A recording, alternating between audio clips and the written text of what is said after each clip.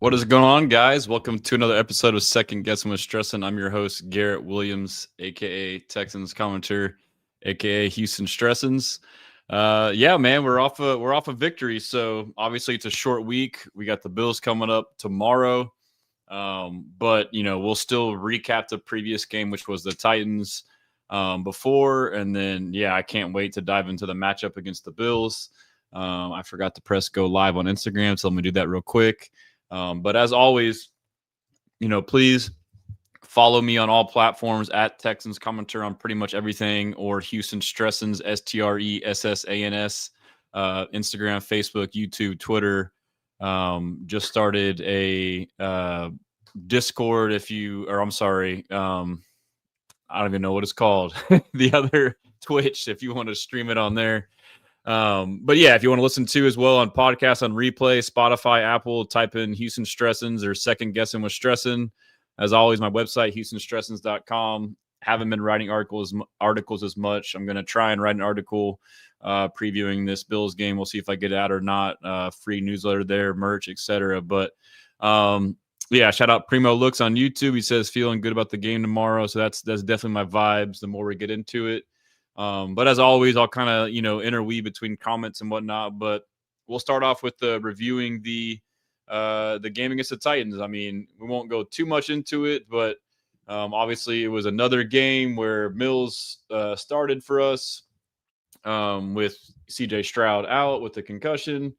And that was his second game that he was missing. And I know a lot of people were kind of displeased with the performance of the team, barely beating, a last second field goal against a 1-win team. But the way I looked at it, if you, tuned in with me the week before on here or read my articles or anything like that, the thing to me was, in both those games that Mills started, it was just get a win and that's it. I mean, I don't care how we got them. Like, the goal was to win. When you're 0-3 and then 3-5, you can't really be picky about how you win. Like, yes, us as fans can kind of dive into it, but like the point is, backup quarterback, back-to-back division games, all you need was a win. It didn't matter how it happened. So, the Jags game, it was a massive comeback in the fourth quarter. Hey, we're not saying sorry, man. Like, also too, like, we've been on the flip side of these games where we've lost crazy games. So take it how they come. Like, hey, we'll take it. So, but same thing as the Titans. Like, I went into this game like with this, mindset or mind frame already in place to where when the game happened, I was never really stressing until the end and we let them come back. But even at halftime, like the way I watched the game, it was 3-0. I thought the offense still did pretty good. They were moving the ball. First off, they were just long possessions and then nothing to come from. I think they only had 3 possessions potentially, but it was red zone and it was a fourth down play that didn't work. I didn't hate the decision to go for it on 4th and 1 there. But you just couldn't take a sack because, if you obviously went for it and didn't lose any yards, you now have the Titans backed up on their own end. But obviously it was a sack and didn't work out that way. But, they moved the ball decently, so I knew they could do it in the second half, which they did. So ideally you blow them out, but hey, the reality is we were a banged up team, backup quarterback, missing your starting right guard, missing your starting kicker, missing Jalen Petrie again, just came off a Miles Bryant injury. So it was a banged up team. So I had that mindset going in and I'm not mad. Like, the job was done. You asked the backup quarterback to come in and win the game, and he did that. And you had to factor in the fact that it was a division opponent on the road, them coming off a bye. And I personally believe the Titans aren't as bad as we think they are as what they are early in the year. I think that as the season goes on, we'll see them continue to play better and better ball. Their last game before their bye, they were in a 1-score game against the Chargers. And, Cam Ward played pretty well aside from, he had 3 or 4 missed throws that really could have changed the game. But injuries helped us in that game too. I mean, Calvin Ridley, the very first play, broke his leg. That was huge. And then DK, their other receiver, got hurt on the punt return, which British Brooks, leveled him on. And then you also had their other receiver, Io Manor get hurt too. So they were down 3 receivers, and they had, basically a practice squad, up and down guy in there, and you could tell the chemistry was off. So, but the same, like my game plan going into that game was, we have an elite defense. You have a backup quarterback, lean on the defense, and don't get too crazy or risky with Mills. Be conservative, have him make smart decisions. Do not turn the ball over. That's exactly what he did, and he did enough to win the game. Like, and even after the game, D'Amico said, "No such thing as ugly wins. They're all wins are good wins." And so, like, I know it's different for fans, but like that's the correct mindset for them. So, let me get to some of the comments over here on IG. Let's see here on IG. I just saw a funny one, but V8 Mini Cooper says, "Do you think Mills is holding the offense back, or is he a non-issue?" I think he's been playing well. So this whole thing is like funny in the sense that, like, I think we talked about it last week, but two things can be true at once. I think that Mills is good and a great backup, and he's playing well, but I don't have to like now take that and be like, okay, well, what does this mean about Stroud? Does that mean he's better? Like, no, like two things can be true. He can be it really just boils down to he's a really good backup. And that's what I've said the whole time and what most people have said. It's not he's better than Stroud, or it's not he's the worst quarterback ever. Like, did he make mistakes? Yes. Did he make great plays? Yes. That 3rd and 12 throw to Nico Collins was a dot, dude. Like, it was also a really good play and catch by Nico, but that was a big clutch play by Mills. He read the defense, cover 2, and made the right read and threw the corner route to Nico, and that won us the game and technically saved our season again for back-to-back weeks. So he does deserve credit, but you can praise him without saying he's better than Stroud and needs to start. So it kind of sucks. Obviously, Stroud's out, and we really got screwed by the timing of this Thursday game because, the way the protocol works, having 2 practices under your belt, and really, also it sounds like from the Texans' perspective, like him having those practices personally to get the rust off and prepare would have been a benefit as well. But like, you couldn't help but think if this was a Sunday game, both him and Jalen Petrie would probably be active. So, but it is what it is. Mills is back under center. I don't think he's holding them back. I think he's doing well, but that doesn't mean that I think he's better than Stroud. And so my point was being, now that Stroud's out again, like, I am a Texans fan. I want the Texans to win, and I think we can win, which we'll get into. But I already know, if we win, the talks of Mills over Stroud is going to be even more, like, regardless of how it shakes out. But to me, it doesn't need to happen, but it is what it is. So, but no, I think Mills is good. Shout out Virgo. It says 100 on IG.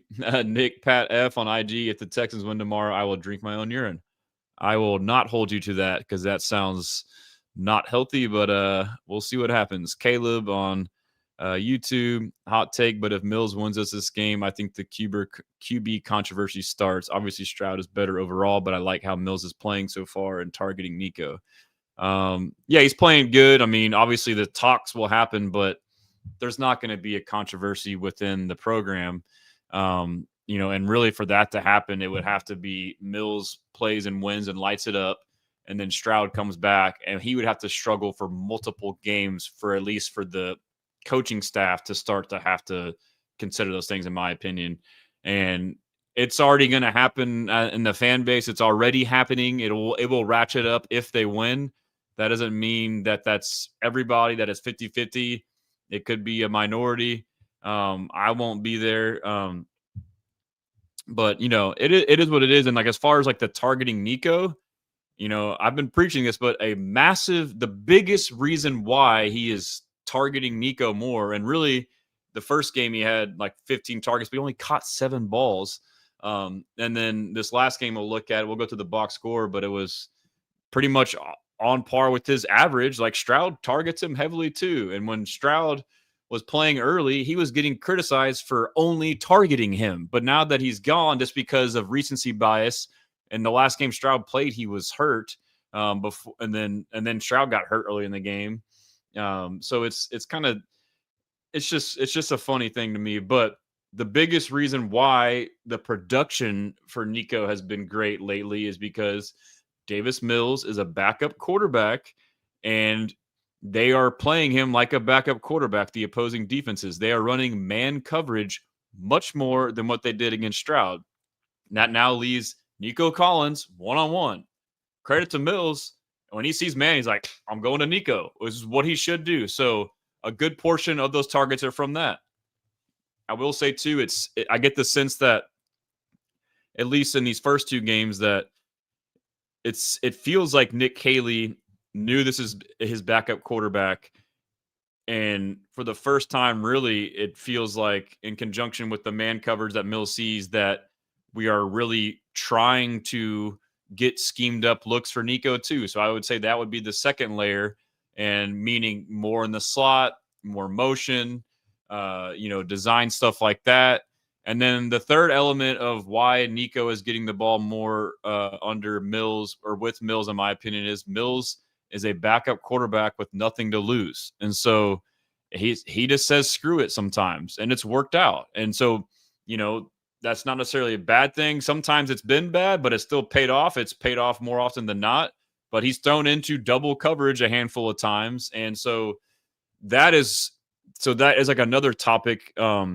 There is a silver lining to this with Stroud being out and Mills doing good, in the sense that anybody in any job, anytime you step away and watch someone else do your role, and everyone's different, especially quarterbacks and how they do things, you can get a different perspective. But like when you're in it, it's kind of hard because you're the one obviously doing it. So I wouldn't be surprised that Stroud is taking some things away and saying, okay, yeah, maybe I can force it to Nico more here and there.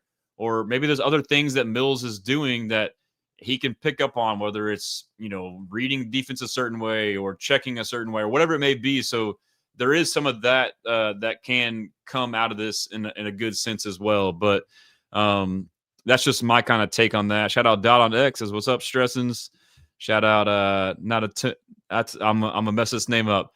Natanon Thipdar. I'm sorry. I'm gonna call you Nat. Can we please stop blitzing Henry T? This is like 2 weeks in a row that disaster happened when we did that. Can't imagine what Haley Stanfield's spouse will do. Yeah, I mean, he needs to get better at it, but yeah, we got to stop putting him in those positions. Dot says, tired of this fan base telling me Mills is better than CJ. I know, man. I agree. It is what it is, and it's only going to get worse if the Texans win, and we still want them to win. So let's try and get a win tomorrow. Whatever happens, we'll deal with it after. And then Dot says, if CJ leaves and we're in QB poverty hell again, we will suffer. I agree 1,000%. Shout out G on the chat on X. He says, asking for a competitive game. I agree. I mean, I think it will be a competitive game. JJ Sugar, my guy on YouTube, Stroud would have played most likely if the game was on Sunday. He was out throwing passes to Tank today. Yeah. Brandon says Kaylee's Titans game plan may work better versus the Bills. Maybe that was the point of playing the way they did on Sunday. Yeah, and his game plan, and I think it comes from D'Amico, was kind of my game plan, but I'll dive into the Bills, but their run defense sucks. And we like to try to run the ball. And we've had some success against bad running defenses. And so you would think that's going to bode well for us. So Dot says, G says, and for the Texans defense to be so good, it can help me win my matchup. Nat says, spied Tank Dell in practice. He's alive. Put a flyer out for Mixon, though. Yeah, Mixon, the update wasn't great. From Casario on Payne and Pendergast. Crit says, what's the likelihood we use a QB spy and who would best fit that role in third and long? I haven't thought about it too much, but knowing D'Amico, probably pretty good to come up with some kind of exotic wrinkles. They do. That's where Petrie being hurts. And so I'll have to dive in and maybe look back at the previous game last year in which Josh Allen was 9 for 30 against D'Amico's Ryan's defense. I believe it was a primetime game in Houston. And so, yeah, I mean, they're banged up, man. They got hurt receivers, all that stuff. Big Joe Rodriguez, I'm gonna need Toa to not whiff on Josh Allen. Yeah, I mean that's a big key right there. And he says may need to keep speed out there tomorrow. David De La Garraza on Facebook. CJ is too soft. Love him, but damn. I don't know how he's soft. I mean, I don't know if y'all know how the concussion protocol works, but the third party gets involved. He can't just sit out because he's just saying it. But like, they do tests that where you actually see where they are, and you can't just tough your way out of it. This isn't the old school football. Like, they got sued millions of dollars for all this CTE stuff and player safety, and so now they've taken it into their hands. So, and it's the timing of the week. So I mean, it's not him being soft. And then we want to compare concussions to other players, but like the concussions he has taken, like the hits, you watch them, and the reaction afterwards are pretty damn severe. So, it's not him being soft, in my opinion. I would wholeheartedly disagree with that. Yeah, and again, it wouldn't be 3 games if it weren't for the schedule. Big Joe says, in your opinion, how many points does the offense need to score for us to win the game tomorrow? 20. Alexander says Titans interior D line is much better than the Bills. I agree 100%. Brandon says, are there stats on how often we took a big shot in the first play of a game in 25 versus 24 and 23? I'm sure there are. That'd be an interesting point. Wow, Spartacus says, watch Davis ball out and ensures it is his last season as a Texan. I mean, the more he plays and balls out, the more he's increasing his stock elsewhere. HTX Jacob, what to do? I got a question. If Mills leads us to a win against Buffalo, do we have a QB1 conversation, or is CJ number one personally? CJ's our guy. I mean, it depends on who you ask. Me personally, and I would think the majority of Texans fans still would say no. I would say right now it probably feels like 80-20. There's probably 20% now like stirring up the Mills talk. I feel like it might go to like 65-35, depending on the type of performance.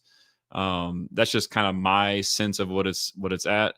But yeah, so David said, not talking about the concussion, just the games. It's not his decision to come back. Like when you're in protocol, you're in protocol. There's symptoms, and they do testing and screening. You can't just fake your way out of it. That's my point. Mark Garza says, I think Woody Marks is going to be the X factor this game. Yeah, dude, massive point there for him in the run game. That's the key. It's defense and Woody Marks, and it's tough. Like the Titans game, I need to start doing these shows more often because I don't want to spend so much time talking about this damn Titans game when it's like the biggest game of the season, the Bills game right here. So, it's hard not to, do that because all the comments are like on the moment because the game's tomorrow against the Bills. But V8 says offensive line seems to be getting better. Yeah, I mean, I've been preaching it all year. They've been average to above average in pass pro. It's just run blocking that needs to improve. And so, yeah, there's more comments about the game. So let me just buzz through this Titans game, get that crap over with, and we'll just do a deep dive into the Bills game. So obviously we won 16-13. Just going through real quick. Let's see if I can share my screen with you guys. All right, share screen. And, another game where it feels like we dominated. If you're on Instagram, I'm on like on a vertical thing, so you can't see. I'll just read it out to you. Maybe you can see it now. There it goes. And so, but it was close. But first downs 20-14. We were 4 of 13 on third down. They were 6 of 15. So our third downs were not good. Theirs were pretty decent. 0 for 1 on fourth down, obviously. Total plays 68-57. Total yards 315-229. Passing 240-170, rushing 75-58, penalties 5 for 53 for us, 9 for 62 for them. Time of possession 31-28. So I mean, again, pretty much controlled the entire game in every facet. Davis Mills was let me maximize this real quick. Davis Mills was 26 of 41 for 274 and then 1 touchdown. No interceptions. That's a big key. 4 sacks for 34 yards.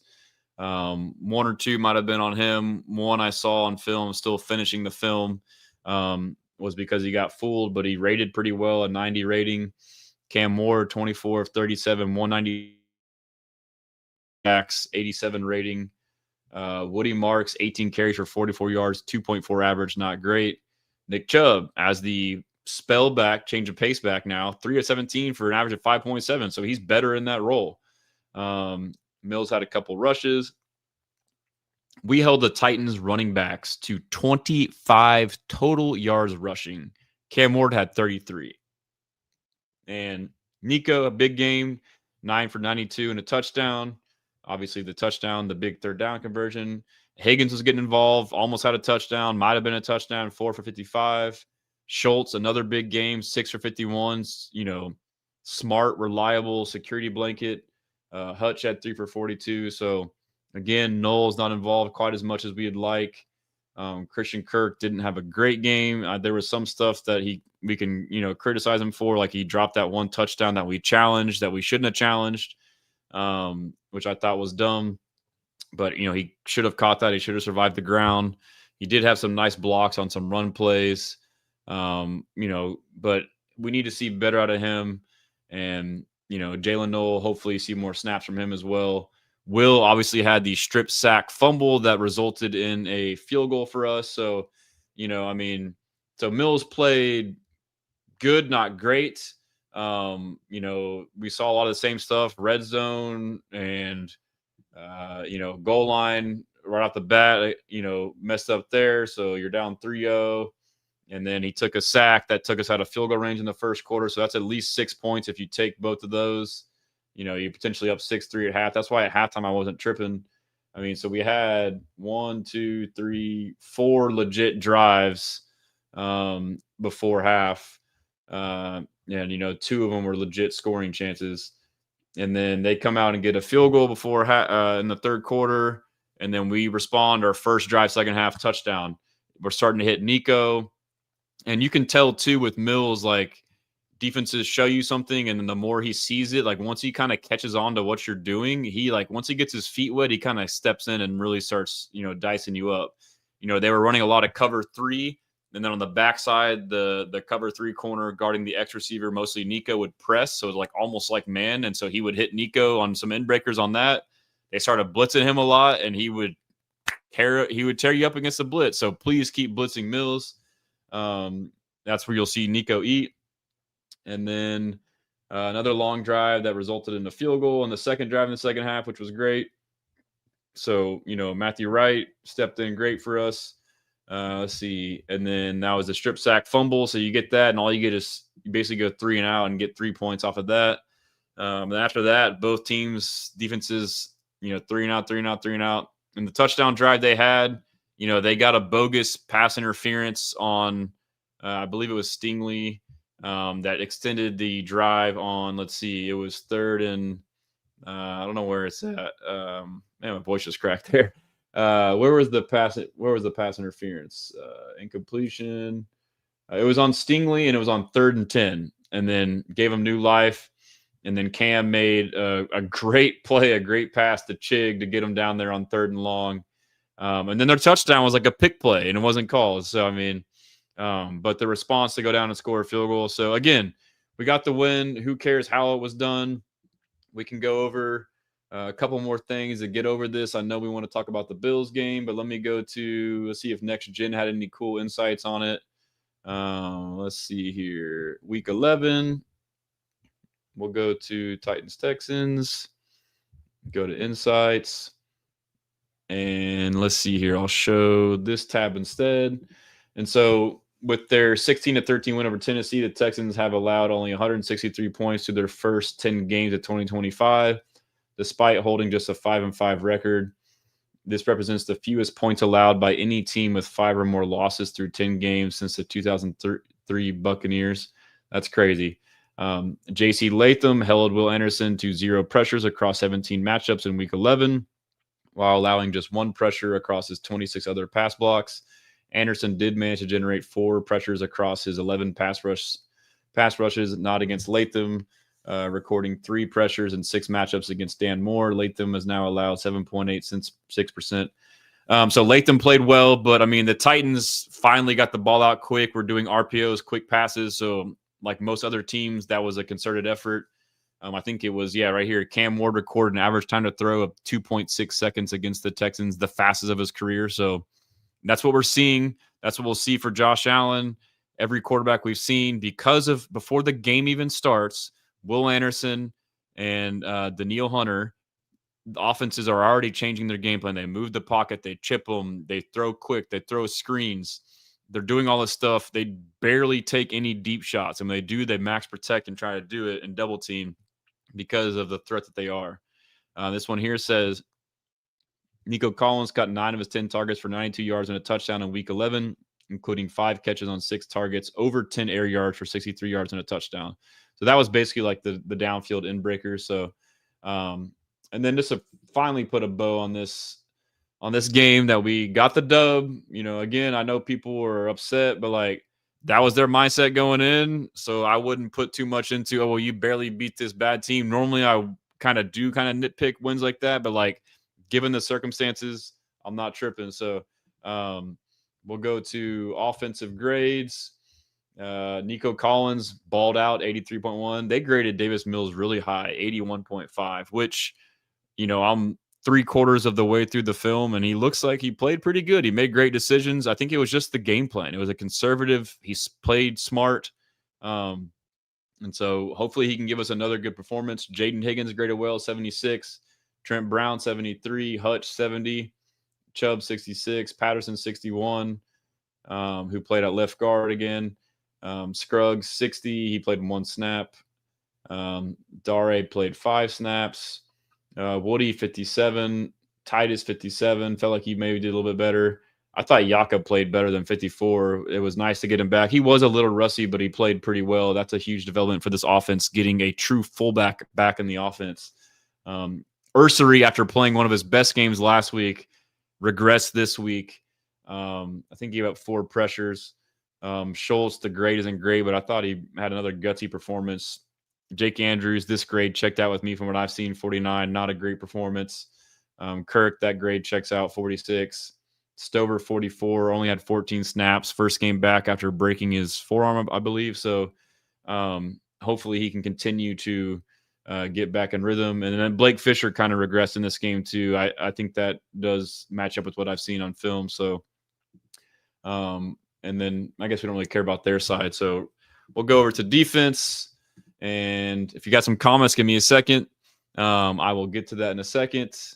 And let's see here. So Will Anderson Jr. obviously balled out, 89. Stingley, 81. PFF finally gave him a good grade. Tommy Togiai, very underrated. Tommy Togiai is a stud, dude. Like D'Amico Ryans loves him because he says like he does with what he tells him. Like he sniffs out screens, he bats down passes, and he fights off double teams. Like he'll be like looking like he's blocked and to shed a guy and make a tackle for a loss or no gain. Tim Settle, great game. Mario Edwards, great game. Sheldon Rankins, great game. They're all 74, 73, 72. Aziz, 70. Aziz has been balling, dude.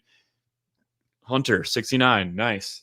Horton, 14 snaps, 67. Jalen Mills stepped in and played free safety. He played a total of 40 snaps and got a 65.8. And so that was kind of, they have him at, that's kind of odd. Let's see what they got. Where's Kalen Bullock at? So he played strong safety and Miles Bryant was the nickel. But when it was a 4-3 situation, then Miles Bryant went to strong safety. So it depends. I think the Bills like to run a lot of heavy personnel. I know they did last year, and then now they're banged up at receiver. I would suspect, I'm thinking through this right now with you guys, for them to run a lot of heavy personnel and us to match that with a 4-3 or a 5-2 or a 5-3. But regardless, that would change. Okay, now you don't need to fill an injured Jalen Petrie and an injured MJ Stewart as far as your nickel and your strong safety. You would just need to replace one of those. And to me, that first person would be Miles Bryant, and it would be Miles Bryant. Instead of having a nickel on the field, we'd have a strong safety, and that's what he would play. But then if we go to known passing downs, it could be Jalen Mills. Or something we could see that we saw not in this game but the game prior was on long known passing downs, we put Tremont Smith at cornerback 2, and then we put Miles Bryant at safety, and then Kamari at nickel or slot. And that could be something we see because their best receiver, and maybe that was the plan before Calvin Ridley got hurt in the Titans game, but in the Bills game, maybe that is the plan because Khalil Shakir is a slot receiver and he's their best receiver and Josh Allen's favorite target. I'm just thinking about this now. We could see more Kamari in the slot, and I want that. I will take him on him or Stingley to shadow him and keep Kamari outside and Tremont Smith. But their wide receiver 2 on the outside against Tremont Smith is not going to be scaring me. Tremont Smith is not a bad cover corner for, our 4th, 5th string guy after all the injuries we've had. So, but just finishing the grades, Henry T, not great. Average 57. Miles Bryant, 59. Derek Barnett, 57. EJ Speed, 52. Kamari, 51. They give Kamari bad grades all the time, and I just don't see it. Like, there are plays where he gets beat, it seems like, and it seems like a lot of miscommunications that really don't feel like his fault. Denico Autry didn't play a ton, 22, graded low. And so, yeah. That puts a bow on that, but let's just get back into the comments and get back into what we care about, man. That's the Bills game, bro. Season on the line yet again. Another game. Shout out my guy BG on YouTube with the H's up. David says, okay, Big Joe. I think I got to that. We got Alexander McGivelray on YouTube. Titans interior D-line. Yeah, I'm behind. Sorry. Let me make sure and not repeat too many questions here. Okay. HTX Jacob, Bills run defense made the Bucks backups look like top 10 RBs. We need to feed Woody the ball. Facts. They're bad. The very first game of the year, we all watch it on primetime. Ravens versus Bills, which Ravens were more healthy at that time, but it turns out the Ravens aren't what we thought, even when healthy or not. They almost lost to the Browns. So, we almost lost to the Titans. They almost lost to the Browns with their starting quarterback, MVP quarterback. But my point is that first game we all saw where the Bills came back on Sunday Night Football or Monday night, whenever it was, Derrick Henry was just gashing them because he was wide. The lanes were just wide open. He wasn't getting contacted till 10 yards downfield. And that's been the Bills run defense all year. It's been the same. And so, that's a good thing for us for sure. So shout out David. He said, that's a badass flag. Yeah, that's my logo. I'll put it on my site where y'all can buy them, but I have an affiliate deal and I haven't promoted it with Flag Pole to Go. And it's where you can use them at your tailgate where it's a portable flagpole and you can make your own flagpole wherever you want to go. And they gave me a flag and I need to, show the product and share my code. So if you have interest, just message me. I can share the details for a promo code for that.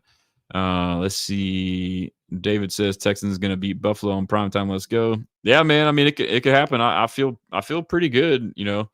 Obviously I was really hoping Stroud would play, and I thought for sure Petrie would play because he already practiced. And then D'Amico, and I was still thinking Stroud was going to come back, and then D'Amico comes out, boom, right off the bat. No Stroud, no Petrie. It's all right, Stroud, okay. We're also Petrie, damn, bro, that's a huge piece. So I ran a poll about if you could only have one player back, would it be Stroud or Petrie? Obviously, most of us say Stroud, but, I still think it was an interesting question because there are valid arguments to make if you had to pick for this game, which obviously it's water on the bridge now, but Jalen Petrie being out is huge. Obviously Miles Bryant didn't play his best last game. And what I noticed was he played too far off, played off. And D'Amico said that in his interviews all week, you got to start, closing the gap. But yeah, Petrie to me is an X factor. And that's, for me, it's CJ, but it's two massive injuries. JJ Sugar, Mills has gotten away with a lot of reckless throws, and I guess people aren't seeing that. Kind of lucky, but I don't mind since he's our QB, but I wouldn't want that as a start, to be honest. Can't be lucky forever. Yeah, and so, part of it is he's a backup and says, fuck it. I was trying not to cuss. I did good for 35 minutes. So sometimes he just says screw it. Part of it's just in his DNA. But yeah, you can live with it, and we got the wins. Cool, but I agree. Long term, it is different when CJ comes back in, or when he's a starter, like he's under this crazy scope where he can't just sling it like that. G says, is it possible the Texans may be wanting to keep Miko? I'm not sure what that means. Miko? Do you mean Nico? Let me see here. Let me make sure my IG comments are good. Erlen the Man says, at this point, it seems like the O-line has started to improve. Maybe with this new rotation, now we need Kaylee to dial up some plays, and maybe we have a chance to do some crazy things this year. Yeah, I mean, O-line, I've been criticizing Caserio for the approach, kind of hamstrung the offense to figure it out, the OC, and put pressure on our rookie Ursary, and we see how it is. Like, he is good and will be great, but like it's gonna be a journey. Like, when we're putting all this faith in this supposed, from us fans, a win now mode into a rookie left tackle, and then a hodgepodge of like, all right, who can play wherever on the O line. So Cole Popovich has done a good job. They've limited the mental errors, and now it's just physical, which we can live with. But yeah, they've definitely played better. 713J says, everyone show out the game. Facts, I'll be there. OMTZ, need Chubb to get some more touches tomorrow. Yes, this might be a Chubb game too with Woody. I mean, to me, this lines up well with what Nick Caley wants to do. Like, I posted the clip and we've all kind of roasted him for him saying, like, what's the identity of this offense? He says, we want to be a physical outset, a downhill, aggressive running team. We're like, okay, bro. But I mean, it's also funny too, bro. Like, you look back, like I've been posting the graphics of like all the top defenses every week, where like the points per game, it's like Texans, you got Chiefs, you got Rams, you got Seahawks, you got someone else we've played, but like we've played like 3 of the top 5 points per game defense. Now, obviously you can say, well, yeah, their numbers are lower because they played us.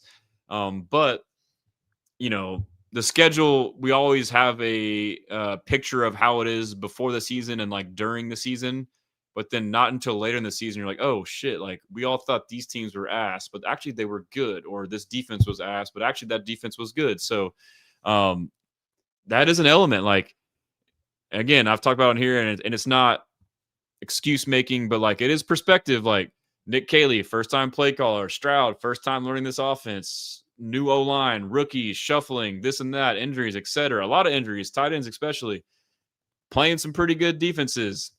And so you factor all that stuff in, like it should only continue to improve. And obviously we only scored 16, but we won. That was part of the game plan, in my opinion. Chris Tucker says, bet the house on the Bills. Texans national TV are not good. Hey, yeah, man, it sucks. Like, you get frustrated as a Texans fan from time to time about how we don't get love nationally.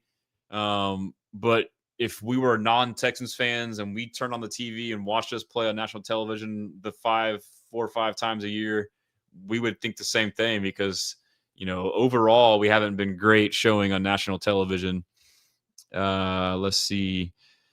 Mixon, Mixon, I think he's just, I think Mixon has a weird injury. Like, I know it sucks for us fans and we want all these answers, and, people want to speculate like it's contract or he's mad they signed Chubb or this or that. Like, to me, it's as simple as it's just a weird fucking injury. And, it sounds like he maybe got his previous injury fixed and then had complications based off that, or maybe hurt another foot.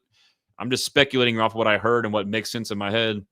Or maybe hurt another foot when he was rehabbing, because when you rehab, you might overcompensate on another muscle or another, foot or whatever. And then it sounded like maybe the surgery didn't go good, and there's like blood circulation. Like, you're hearing all kind of stuff, but like it obviously is something that's finicky and it's not a normal deal. And I don't think it's anybody's fault. I do get the frustration from us not getting answers or hearing from him or this or that. But I mean, it's not going to do any good anyways. Like, just so we know, so we can get mad. I mean, it just sucks. I get it. But like, we just got to pretend like it's not a thing, I guess. And hopefully he comes back. We'll see. Nat says the 4th down blitz pickup fail on Woody in the Titans game was the first obvious mistake he made. Actually reminded me that he's human. Yeah. And so rewatching it, he does take most of the blame, but Mills could have moved him to the other side, and it's tough. And what he needed to do was he had a play fake. If he could have abandoned the play fake a little sooner, but I think it was really just a good play by the backer. Like he didn't even go for the play fake. He just ran straight to the quarterback. So it was a tough ass. Sometimes you get got. Justin Wiggins only a few blocks from Kirk, dude his cheeks. That's fair. JJ, yeah, I wish we would just bench Kirk and leave Noel out there. I'd rather use players for future. Yeah, and so and I've been preaching too as to why they're probably playing Kirk more, and it probably still holds true. But the mental side of it is a thing, and then this offense, the F receiver is the slot is called the adjuster. That person, runs the option routes more than anybody, so that's probably part of it too. But I think he definitely should be getting more snaps, and Noel. I mean, if not, just adjust the offense to him because he makes big plays, man. Jacob says Kirk won't be on our roster next season. Tank will be back. Nat says now the question should be who's the worst backup slot receiver, Kirk or Berrios? Noel should lock the main slot. I mean, that's fair. I mean, Berrios is good, dude. And when he's gotten his chances, he's shown out. So Dot says, do you think we should get a solid wide receiver too in offseason free agency? I love Tank, but he had season-ending injuries every year as he's been here. So he'll have 1 year left, I believe, coming off an injury. And, I mean, right now, I think we do have a solid wide receiver too. It's Nico 1 and then Higgins. And I think Noel is a solid 3. So I think the answers are already in-house, whatever they decide to do with Tank or not. And then let's see. Nat says the next gen stat thing on Latham was a bit surprising. Just remember the guy false start a bunch when his old buddy Will Jr. lined up against him. Yeah, so Will was his old teammate at Bama, and he did have several false starts. And I think a couple might have been on Cam Ward, they said post-game from the cadence, canning the play too late, but a couple were on him. So, and then Jacob says 5-2 since the 0-3 start. I'm feeling good. Yep. And again, doesn't matter how it happens. Septimo says Bullock been bad this year. So I think Bullock started off not great and then played really great. And then now he's kind of up and down / average. And so that's my take on it. And I still think he's a great player. But yeah, we got high expectations for him. Nat, shout out our boy Jay Patterson, the Zach Dials of our time, lower round pick that gave out good return on investment, put up serviceable tape when called upon. Yeah, so picks like that can make a Juice Scruggs one feel not as bad.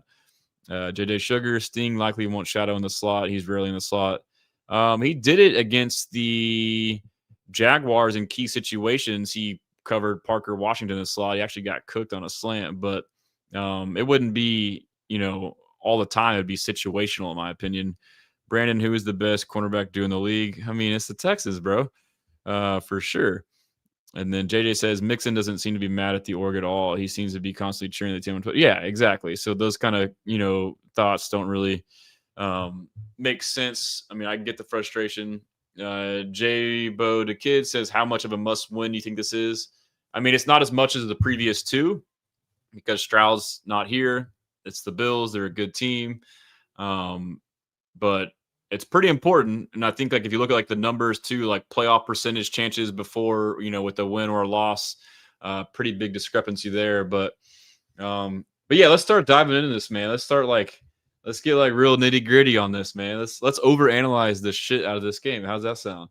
So let's see here. Let me pull up, let me share my screen. And there we go. Let's just go to the Texans are playing the Bills. Let's go to ESPN. This is kind of how my brain works throughout the week. All right, we're playing the Bills. Let's click on the Bills. Let's see what they've done. Well, their last game, they played the Bucks. Okay, let's look at that game. Let's see what happened in the Bills game versus the Bucks. And this was a game I was watching on Red Zone. And, Bucks start out 3-0 and then a 7-3. Or actually, let's go to the play-by-play. Let's get even more in the weeds. So we got a punt. Josh Allen had a bad, dumb interception on a chest pass on his own end. And all the Bucks got was a field goal. Got down 1st and goal on the 7, and you got a field goal. So they blew that. Then they responded with a touchdown. And then Bucks got a touchdown. Now it's 10-7. Bills got a touchdown. Now it's 14-10. Then the Bucks got a touchdown. Now it's 17-14. Then Josh Allen threw another pick. And then the Bucks punted. Bills touchdown. 21-17 Bills. Last drive before half. Bucks field goal. It's 20-21. So it's a back and forth shootout. Some missed opportunities by the Bucks not converting off those interceptions fully. Third quarter, punt for each team, Bills and Bucks, and then touchdown, Bucks. Go for two, don't get it. They're up 26-21. And then you got field goal from the Bills, 26-24. And then interception from the Bucks. And then one play touchdown from the Bills. So they converted off the pick. And then they go for, and then now they're up 31-26. And then Bucks respond to touchdown. They're up 32-31. And they again went for two and didn't get it. So that's 2 points they've missed out on if they would have kicked extra points. And then a touchdown from the Bills. Now it's 32-37 Bills. And then a punt by the Bucks, touchdown by the Bills. That's game. And then, the Bucks fumble. Doesn't really matter at that point. But yeah, so back and forth game. Bucks had the lead late in the fourth. Team stats, 21 first downs for the Bucks, 19 for the Bills. Total plays, 68 for the Bucks, 53 for the Bills. Total yards, 367 to 414. Passing yards, 165 for the Bucks, 317 for the Bills. Rushing yards, 202 rushing yards for the Bucks, 97 for the Bills. This is no Bucky Irving, by the way. And then red zone, they were 2 of 4 versus 3 of 4. So that was the game right there, essentially. The Bills had 3 turnovers. The Bucks had 2, and they dominated the time of possession as well, 35-24. So it turns out to me, the Bucks were really good early, and it seems like they're kind of regressing back towards the middle. They were an upper echelon team to me, and they kind of seem to be, above average. And so I feel like the Bills are kind of like that too. They're 7-3. We'll go with their schedule, but these teams are both 6-3 going into the game. It was a good matchup, but just box score wise, Baker didn't play a great game. He kind of had a bad game, 16-28. And he still put up 32 points. This team only put up 19 points on us. And then Josh Allen, 19 of 30 for 317, 3 touchdowns, 2 interceptions, and a 104 rating. So, and he had 6 carries for 40 yards and 3 rushing touchdowns.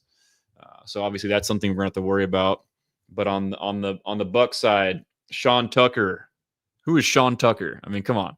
19 for 106 and 2 touchdowns rushing.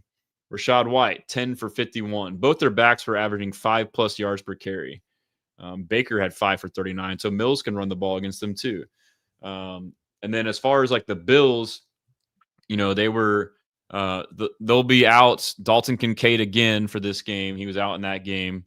They will be out McCole Hardman, who's not really a big target for them, but he's a special teamer.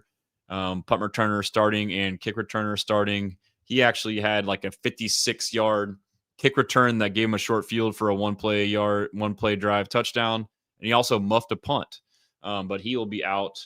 Khalil Shakir is the other punt returner. So he'll be returning kicks. He didn't practice this week, because he had a child, but he'll be playing. And then I believe I'll go to the injury report soon, but Gabe Davis, first game back with them. It was on the Jags last year, tore his meniscus, and this was the first game healthy. And he had 3 catches for 40 yards. But Shakir was a non-factor in this game. But Tyrell Shavers is a guy that's back and forth practice squad guy. That was their best receiver, 4 for 90. But where they're making up for production or lack of receiver is their running backs. James Cook, 3 for 66 and a touchdown. Ty Johnson, 2 for 61 and a touchdown. So, we got to key in on the backs. And so, just overall broad view of the Bills is Sean McDermott has a similar mindset / philosophy on defense as D'Amico, in the sense that it's a lot of just zone coverage. And so, but Sean McDermott, and we'll pull up, I'll go through the timeline, but I'm pretty sure he's mostly cover 3, and it's a lot of like disguises. I'll go into the splits to see what all it is again. But he tries to like disguise and doesn't blitz a ton. It's kind of like a don't give up big shots. It's kind of like a make you earn it, which is kind of what we are. Like we don't allow explosives. We play a lot of cover 4, and we don't do a lot of crazy exotic disguises, and we just are sound in our zone, and we match too. So it becomes man when you come into your zone. And so, but we're really good at it. And we're built off of rushing 4, great coverage in your zone, or if you do run man, and the pressure getting home with 4, and they're kind of similar in that mindset. And so we have been seeing a lot of teams run more man against Mills than what we're used to. And so now he's been able to hit Nico and all these other routes. So now, it's going to be like the games we got with Stroud where he's getting the respect. I think that coupled with the fact that Mills has shown ability to play good, where teams will now start to play more too high shell against him and force him to be disciplined, to dink and dunk and make methodical drives. And it's going to be like that on both ends. So like now just talking this through my head, like every Texans game, I guess we say this, but like this will be a slow, methodical game as long as Josh Allen doesn't just like blow us out by making a bunch of crazy off script plays. But that's what it's going to be. Keep everything in front of you for both teams, both defenses, bend but don't break, make you earn it. And so that kind of feels to me right now going through it like what it'll be like. But just going back to the Bills, their schedule. So that's a pretty good win. Week before, lost to the Dolphins. They lost to the Dolphins the week before. So, I mean, and I was preaching early because they started out 1-2-3-4-0, and they were the best team ever. First game of the year, beat the Ravens. We talked about that. Ravens not as good as we thought. Came back and shouldn't have came back. The Ravens choked that game. Derrick Henry fumbling. Then they beat the Jets. Okay, yeah, the Jets. Then they beat the Dolphins. Yeah, okay, the Dolphins. Then they beat the Saints. Yeah, okay, the Saints. And then they lost to the Patriots. It turns out Patriots pretty good. And then this is the big game here. They lost to the Falcons, who really aren't great. They're below average. I mean, they're still good. They got some pieces, but Josh Allen looked bad. That was a primetime game. They scored 14 points. Let's open that one real quick. But the key thing here is the defensive coordinator for the Falcons is Jeff Ulbrich, who is under the Robert Saleh tree or defensive coordinator scheme, which is also what DeMeco Ryans is and runs. And so Josh Allen has struggled against the Robert Saleh tree. Saleh, obviously San Francisco, so some limited games there, but he was in with the Jets. And Josh Allen he had a lot of games where he kind of struggled against the Jets over the years. And then this was the first year that Ulbrich, I believe, is the D coordinator, at least, the matchup with Josh Allen. And he was made to look silly in this game. I mean, he was 15 of 26, 180 yards, 2 touchdowns, 2 picks, 72 rating, 4 sacks. He was shook, dude. And so, the edge rushers for Atlanta, their D-line for Atlanta is nothing like our D-line. So, and it's on the road. It's a loud environment. So, like, this is the recipe right here. So someone asked earlier how many points to win. I said 20. And so I don't see them being able to score more than that. I mean, I know Josh Allen is Josh Allen. He's Superman, but like, and I know we have injuries on our defense. But I mean, the core of our defense, it all starts with Will and Daniil, like two of the top 10 edge rushers in the league on the same freaking line. And then the other part of the core is those are like probably the 2 most important positions on the D line or on the defense, your edge rushers. And then now corners, you got Stingley and Kamari. They're, I think, they're 2 top corners. I think Kamari is severely underrated.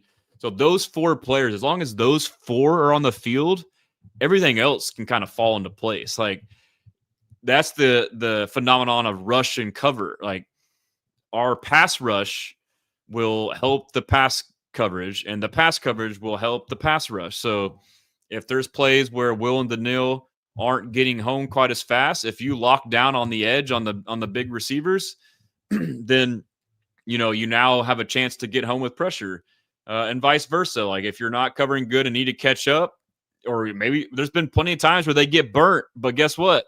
They didn't have time to throw the ball, or now they don't even like design deep routes. So, well, we can dive more into that. I planned on like going through all the numbers and kind of doing a breakdown, but that's definitely a big angle there. And then we can go back to the timeline and kind of get through some more stuff. But yeah, I mean, in this Dolphins game, I mean, we'll kind of just look at this to see what happened there, but we'll go through the play-by-play. But it's Tua threw a pick on the first drive, and they didn't score, the Bills, and then they marched down 12 plays for 92 yards and scored a touchdown. And then the Bills had a turnover on downs on their own. Let's see. They went for it on 4th and 1 at the Miami 49, didn't get it. Dolphins touchdown, 13-0, punt, fumble by the Bills, field goal by the Dolphins, 16-0 at halftime. And then another interception for Josh Allen. And then they finally get a touchdown at 16-6, and then a pick by Tua, fumbled by the Bills, touchdown. Anyways, like they lost to the Dolphins. And it just goes to show, like, okay. And we've seen how Mills operates within this offense. Like, so this is a winnable game. You lean on your defense, and you lean on your run game. It's pretty simple. Let's start on PFF and go to their games, kind of go through some personnel. We'll go to by game. So we'll go to PFF, and then we'll go to NFL Pro, and then I'll finish on the timeline where I'll go through interviews and sound bites. And that'll be a good way to preview this game. And I'll hit comments as well in between. So I'll hit up the lineups here on PFF. Let me share this tab instead. Let me hit some comments. Appreciate y'all tuning in. JJ says, us having to talk Texans without Tank is just sad, man. Yep, it's tough. And then Brandon says, keep hearing it's Quinyon Mitchell, Cooper DeJean. Nah, I don't agree. Kincaid is ruled out, yes.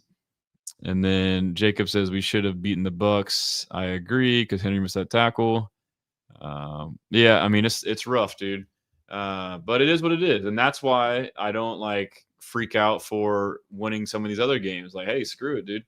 But yeah, so looking at the PFF, you can look at the grades if you want, but it's more about a visual representation. So Christian Benford at left corner, Tre'Davious White at right corner. So they got a good pass defense, good corners. Jordan Poyer, not a bad safety. And, I think the big thing is like these guys, the core of them have been together for a while. Cole Bishop, I believe his second year, is having like a great year. Safety out of Utah. And their backers, Matt Milano, according to PFF, not having a great year. Terrell Bernard, Mike linebacker. And then their Dorian Williams is the Will or Sam. And it's a 4-3, I believe, is their base. And so Rousseau is a pretty good underrated edge rusher, Greg Rousseau, out of Miami. And then Deion Walker is filling in pretty nicely as their nose tackle. And then they got the other tackle, Daquan Jones, veteran, graded pretty decently by PFF. Joey Bosa's having a pretty good year. He has a wrist injury playing with the club, which could affect his performance. And then obviously that's RN, but then we'll go to let's go to nickel to see what their nickel back would be. So let's go to nickel. And so if they did that, they would sub out the other backer for Teron Johnson, who is, none of their corners are graded that great, but I mean, again, it's PFF. And on the flip side, we'll look at their defense.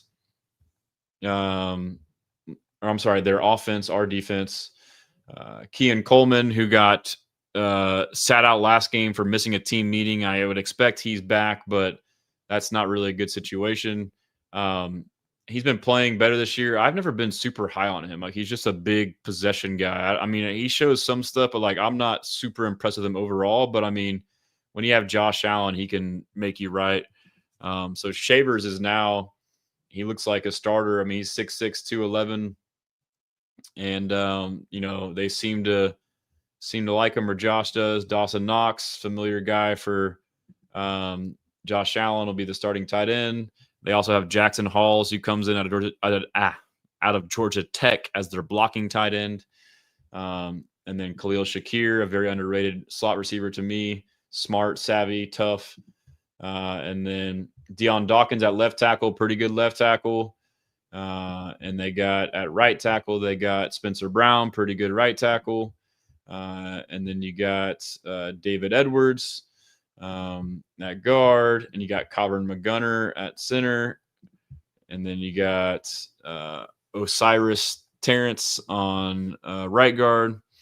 Obviously, James Cook and Josh Allen back there.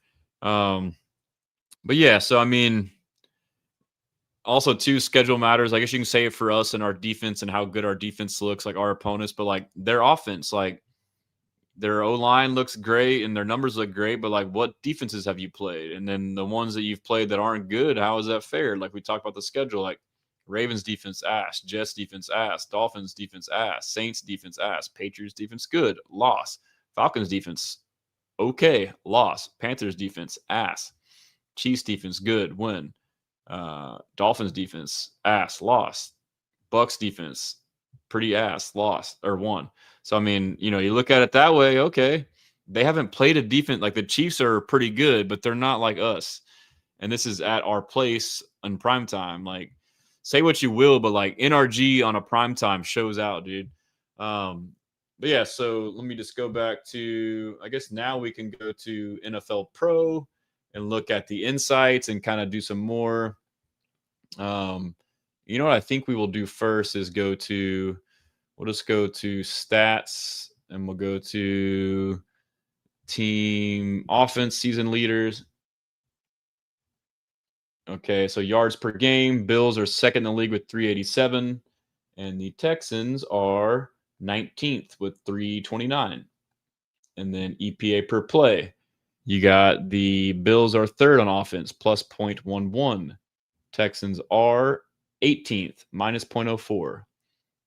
Pass yards per game on offense, the Bills are 8th with 239 pass yards per game. The Texans are 16th with 222. EPA per pass, Bills are 4th, plus 0.15. Texans are 15th with minus 0.02. Rush yards per game, the Bills are number 147. And then we have the Texans are 23rd at 107.6. EPA per rush, we have the Bills at plus 0.07, number 3. Texans 22 at minus 0.07. So again, it matters defenses you played. Like obviously they're great, but like I think that our offense, it is shown to be good against bad rush defenses. So as bad as our rush offense looks on all these stats, we've played some good rush defenses. So time to throw, I'm going to go from lowest to highest. Texans are the third quickest time to throw team behind the Dolphins and the Steelers, 2.67. Nick Caley has made an emphasis for these quarterbacks to get the ball out quick. That's why we're seeing less pressures. The Bills will be higher because Josh Allen holds on to the ball and makes magic happen. But guess what? More often than not, that won't happen against us, and it really didn't last time. And that's where you can see stuff go awry. I guess it's a play with fire thing, but they have the third longest time to throw, 2.96. Please, if you keep it that high against us, okay, that's a good thing for us. And so quarterback pressure percentage rate on offense, let's see, we'll go from lowest to highest. The Bills, 5th lowest, so they got a good O-line, 28.2% pressure rate. Texans, 10th lowest. Put some respect on them, 32%. And now we'll switch things to the defensive side of the ball and kind of go through the same stuff real quick. And so This is going to be all Texans, baby. Number one defense yards per game, Texans 258. And the Bills are 12th with 322. EPA per play. Let's see. Texans are number one, minus 0.18. And the Bills are 16th, minus 0.05. So, like, EPA suggests they're not like they're an average defense. Pass yards per game. This one is going to be the Bills number 2, 169.7. The Texans number 3, 171. So the Bills have a good pass defense. It's the zone coverage. Take that away. But then part of being in the zone coverage is the give and take. Okay, they're good at pass coverage, but they're bad at run defense. So that's what they're doing. But, like, we're good at both. So, but yeah, so Davis Mills will have his work cut out for him. But this is a run to open the pass game. And so we'll go to EPA per pass. And the Texans by far, so, like, the yards don't really equate, minus 0.25. The next highest is the Broncos at minus 0.17. So our pass defense is elite. That's because of our talent, Bullock, Stingley, Lassiter, but also the pass rush. Bills are 5th. They're minus 0.14. So, you know, they're both good pass defenses. And then rush yards per game. Let's see here. Texans were further down that list, but guess what? Now we're number 3 at 87. Where are the Bills at in rush yards per game? The Bills are 31st in rush yards per game, 153 yards a game, bro. What? That's it. I mean, that's it right there. And I want to go back too. I was looking at. I'm gonna go through the games real quick and just spit it out to y'all. But against the Ravens, they gave up 238 yards rushing. Against the Jets the next week, let's see. Someone keeps stats of how many over 200. Against the Jets, over 100. So that's 100 in both games. Against the Dolphins, they gave up, let's see here. Against the Dolphins, they gave up 130. So 100 in every game so far. And then against the Saints, this one's going to shock you. Against the Saints, they gave up 189 yards rushing to the Saints. Like, come on. You can't tell me the Texans don't have a better rush offense than the Saints. And then against the Patriots, they gave up, let's see here. The Patriots only had 71, so they held someone to under 100 yards rushing. And then when they played the Falcons, this is going to be ugly. That's the Bijan game where he went off. They had 210. So that's 2 games over 200 yards. And then against the Panthers, they dominated this game and they gave up 130 yards rushing. So every game but one, they've given up 100 yards rushing so far. And now going to the Chiefs. Team stats, we're looking at Chiefs, 79. Okay, held them under 100. Dolphins the second time around. This is going to be a high one. 197, so almost 200 yards again. And then against the Bucks, we just saw this one. Let's see what the Bucks was. 202. So they've had 3 games over 200, basically 4, and only held teams under 100 twice. So it's not a very good rush defense at all. And so, yeah, obviously that's the way. So if you go to EPA per rush too, which gives you a more true indicator of like if the yards are fluffy or not, Texans rush D indicates we're 10th minus 0.07, that the yards per game may not be. I still think our rush defense is elite. The Bills are 29th EPA plus 0.05. It's a bad rush defense. And then time to throw against defenses. And I think I don't really know how we'll extrapolate this, but let's see. Where are we at? Texans. I can't even see where the Texans are. I must be tripping right now. I see Texans are. Oh, yeah. Texans are averaging the 3rd quickest time to throw against them, 2.68. That's because they're scared of their pass rushers. Who else is up there? The Browns and the Steelers. Yeah, they all 3 got good edge rushers.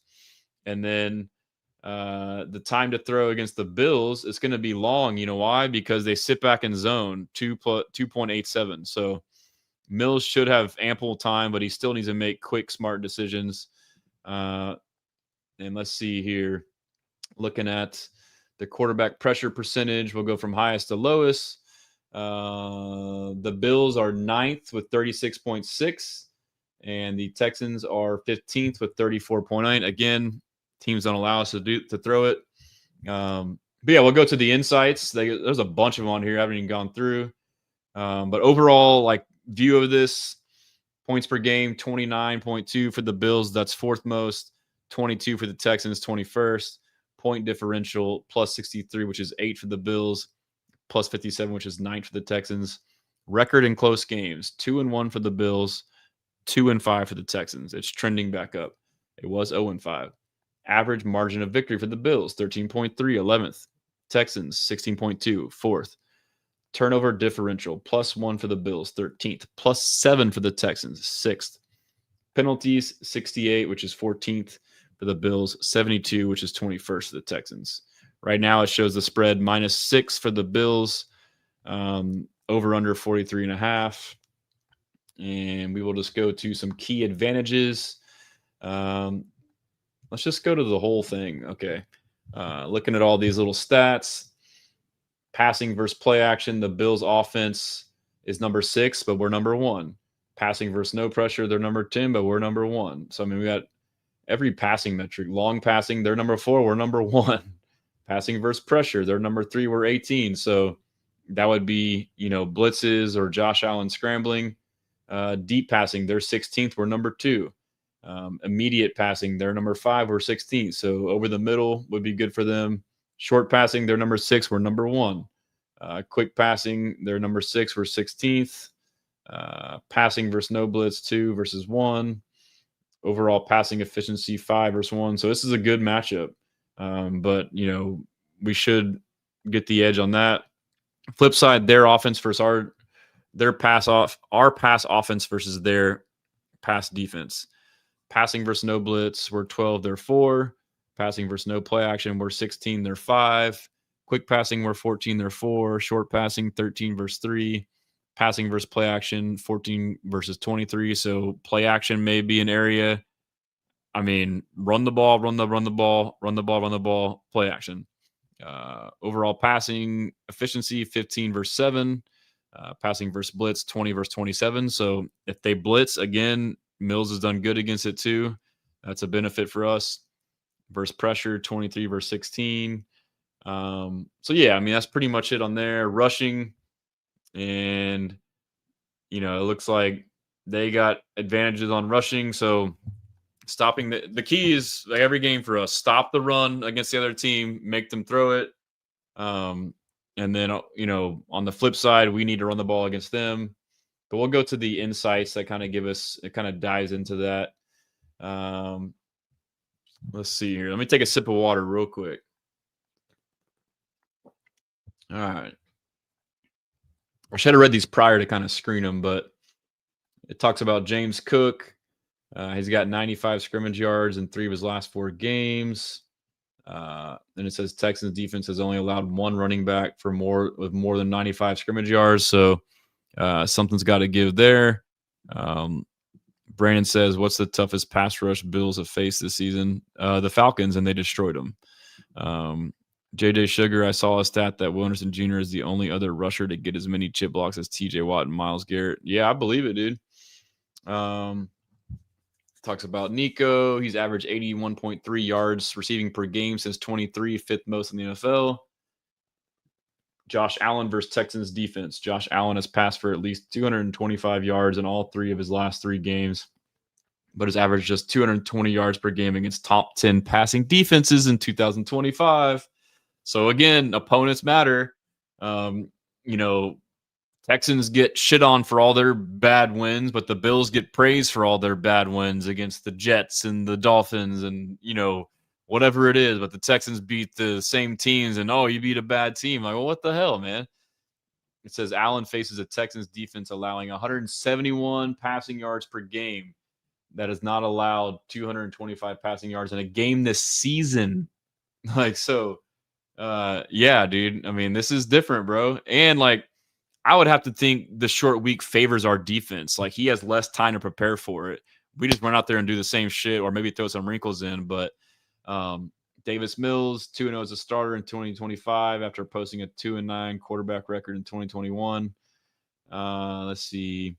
The Bills have played zone coverage on 74.1% of their dropbacks this season, a mark only slightly above the league average of 72.4. While playing zone, they've allowed just 5.6 yards per play, the fourth fewest in the NFL. When playing cloud coverage, 2 or 6, they allowed just 5.6. So that's the too high safety shell, the prevent defense, essentially. Nico versus the Bills defense, he's recorded at least 75 yards in each of his last 3 games. And with Davis Mills as the starter, he has averaged 261 yards passing per game. Davis Mills has up from 212 with CJ Stroud. The Bills have allowed wide receivers 133 per game this season, tied for 13th. So we need Nico to step up. And then Maxwell Harrison is the corner for the Bills, allowed 6 receptions on 10 targets in coverage this season, but has also recorded 2 INTs. Blake Fisher, talking about the jumbo use, we know that.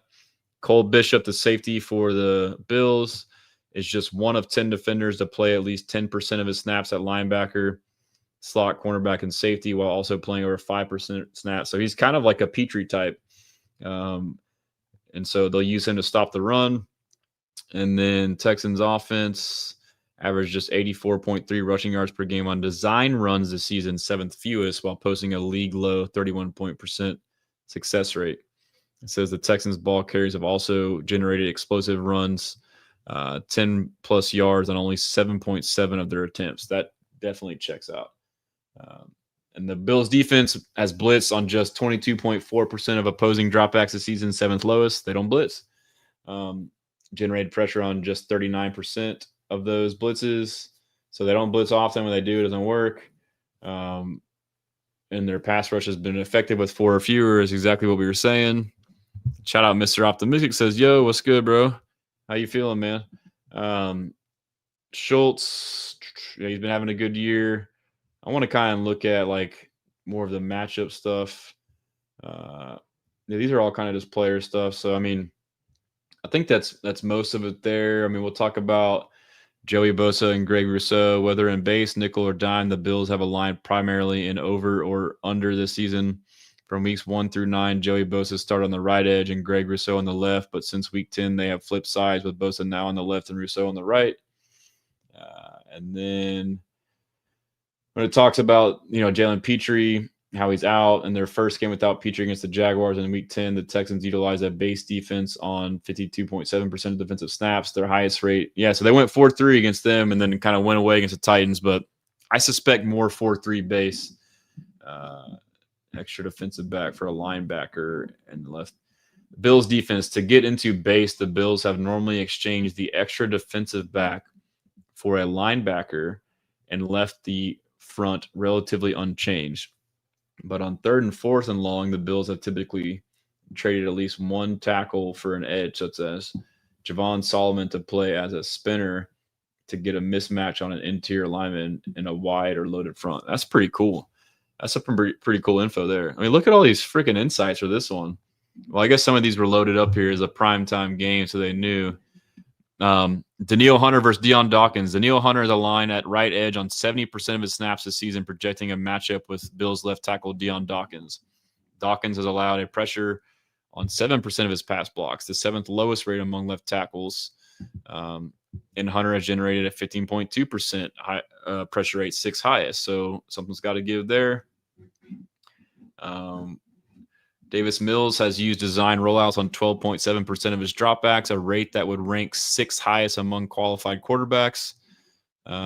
He has completed 11 of his 15 design rollout passes for 127 yards and a touchdown. So that's Kaylee kind of scheming to him. Texans defense, the nickel personnel. Trent Brown and Titus Howard debuting their 6th starting lineup of the season on Sunday. The Tex, which is tied for the 4th most. Crazy. Still got musical chairs going on. Injuries are part of it, but Texans started Trent Brown for the 2nd time this season at right tackle and Titus Howard down at right guard. So that's something too. I mean, you would assume Titus Howard back at right tackle, Ed Ingram back at right guard for this game. In the Texans offense, despite the high offensive line turnover, the Texans interior has allowed a pressure rate of just 5.9%, eighth lowest, while rushes between the tackles have earned 1.0 yards before contact assigned carry, ninth most. That's crazy.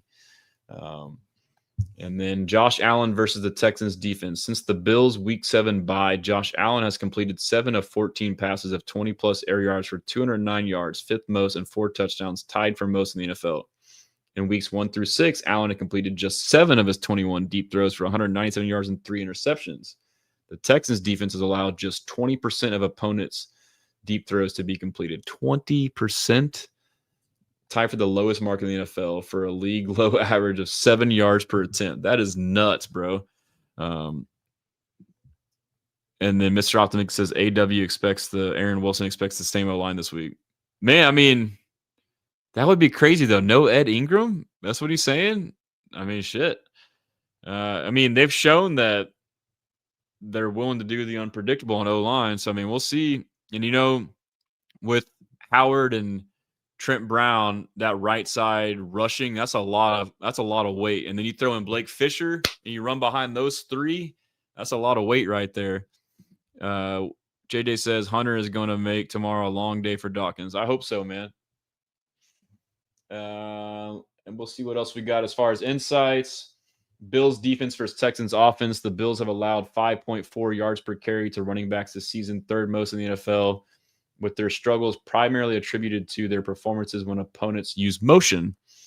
When facing run plays with motion, the Bills have allowed a league-high 5.9 yards per carry and allowed a league-high 16.7% explosive run rate. When opponents do not use motion, the Bills have allowed 4.1 yards per carry, 17th, and explosive runs of 9.5%, 13th. After using motion in the 8th lowest rate in the league through week 8, the Texans have – oh, that's crazy. After using motion at the 8th lowest rate in the league through week 8, 55.5%, the Texans have utilized motion on 66.8% of snaps over the last 3 games, 12th highest. So, I mean, that kind of checks out, dude. So, yeah, more motion. Let's see. I guess they're talking about Ursary struggling the last 2 weeks, but I mean, he just struggled this last week, not last 2 weeks. I guess he kind of, even though he shut down Josh Hines Allen, there were pressures, but it says he has struggled since week 10, allowing a 10.4% pressure rate in his last 2 games after forcing a pressure at just a 7.1% clip the first 9 weeks. And then you got Josh Allen versus Texans defense. He's averaged 12.5 air yards per attempt in last year's week 5 matchup. His most over the last 2 seasons. So he was just chunking it. However, he completed just 1 of 15 passes, 10 plus air yards, the lowest completion percentage on such passes. That's crazy. Yeah, so there's Josh Allen, Keon Coleman. Allen faced man coverage on 34.3% of his dropbacks in week 5 last season. So we turned up the man coverage last year. That's pretty high, completing just 1 of his 11 attempts. So D'Amico blitzed him and game planned him. And so it might be the same thing. Allen's 9.1% completion percentage against man is the lowest of his career and tied for second low. So, I mean, we need to probably blitz him, dude. And that's what that kind of tells me, like you have these tendencies to run a lot of coverage, cover 4, cover 2, cover 6, start blitzing his ass. Kamari Lassiter and Derek Stingley have spent a combined 4 minutes and 10 seconds in tight coverage within one. That's a crazy stat, bro. So Hawk and Locke have spent a combined 4 minutes and 10 seconds in tight coverage within 1 yard of the receivers they're covering this season, the 7th most among quarterback duos. That's a pretty crazy stat. And I think there's more on here. I usually try to read them before and say the ones that I like, but I mean, I think that pretty much touches on most of it. So I'll go over to my timeline and I will start playing some press clips for you guys throughout the week, ones that I think are important. But and so obviously there's discipline on Josh Allen. we'll start off with, to give me a little break, Nick Caserio's scouting report on the Bills. Here for seemingly about 12 hours. I know you know this team inside and out. A guy named Josh Allen plays quarterback. Yeah, my bad. Hawk and Locke is Kamari and Bullock. Thanks for I got a little excited. Hawk and Sting. Pretty good team. Played him last year here. Been a playoff contender, Super Bowl contender. Buffalo Bills. Nick, give us a scouting report. Yeah, really, really great football team. Great program, great organization. I mean, Brandon and Sean have done a good job of, I'd say, building the program, putting the team together, and developing a consistent winner over the course of a number of years. So the team building, they drafted a little bit more defensively this year. I mean, I guess we'll start on the defensive side of the ball, but they put a lot of resources into the front.